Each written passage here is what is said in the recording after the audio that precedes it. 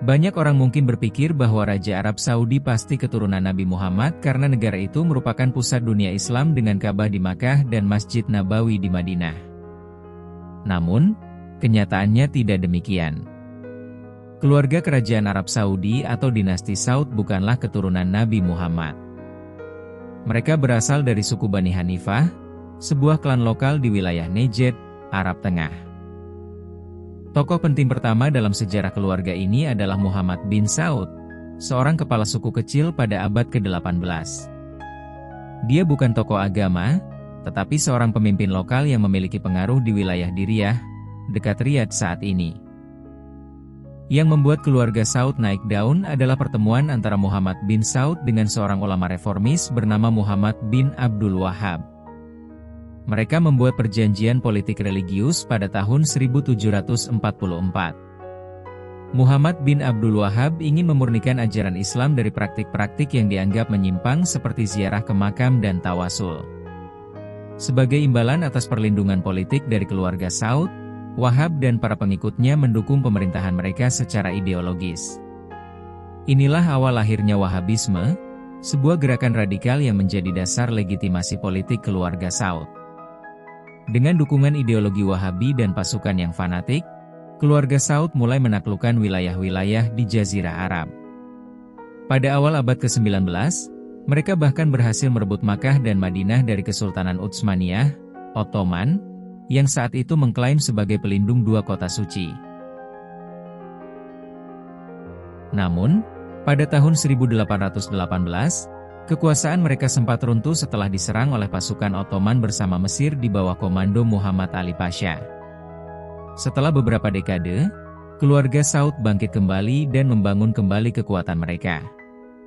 Tokoh penentu dalam pembentukan Arab Saudi modern adalah Abdul Aziz Al Saud atau dikenal juga sebagai Ibnu Saud. Lahir pada tahun 1875, dia berhasil merebut Riyadh pada tahun 1902 dan kemudian memperluas wilayah kekuasaannya. Ibnu Saud pandai menjalin aliansi, termasuk dengan Inggris, untuk melawan Kesultanan Ottoman. Setelah Perang Dunia Pertama, ia menyerbu Hijaz pada tahun 1924 dan merebut Makkah serta Madinah dari tangan Syarif Husain bin Ali, seorang keturunan langsung Nabi Muhammad. Setelah menguasai dua kota suci, keluarga Saud menghadapi tantangan besar. Bagaimana mereka bisa diterima sebagai penguasa tanah suci meski bukan keturunan Nabi? Disinilah peran Wahhabisme sangat besar. Ideologi ini menegaskan bahwa legitimasi kepemimpinan tidak harus datang dari garis keturunan kenabian, tetapi dari kesetiaan terhadap ajaran Islam yang murni. Dengan ini, Ibnu Saud melegitimasi kekuasaannya dengan fokus pada pemurnian agama dan penolakan terhadap praktik-praktik yang dianggap bid'ah. Pada tahun 1932, Ibnu Saud memproklamasikan berdirinya Negara Kesatuan Arab Saudi, Al-Mamlakah Al-Arabiyah As-Saudiyah, sebuah nama yang unik karena satu-satunya negara di dunia yang menggunakan nama keluarga penguasanya. Keluarga Saud mengatur urusan politik dan ekonomi, sementara ulama Wahabi mengontrol hukum, pendidikan, dan moral masyarakat. Dua kekuatan ini saling menopang untuk mempertahankan stabilitas kekuasaan. Penemuan minyak pada tahun 1938 di wilayah timur Arab Saudi mengubah nasib negara ini. Minyak memberikan kekuatan ekonomi luar biasa kepada keluarga Saud. Setelah Perang Dunia Kedua, mereka menjalin hubungan strategis dengan Amerika Serikat. Arab Saudi mendapat perlindungan militer, sedangkan AS mendapat akses stabil terhadap energi. Dengan kekayaan minyak, keluarga Saud mulai membangun citra global sebagai Khodim Al-Haramain Asy-Syarifain atau pelayan dua masjid suci.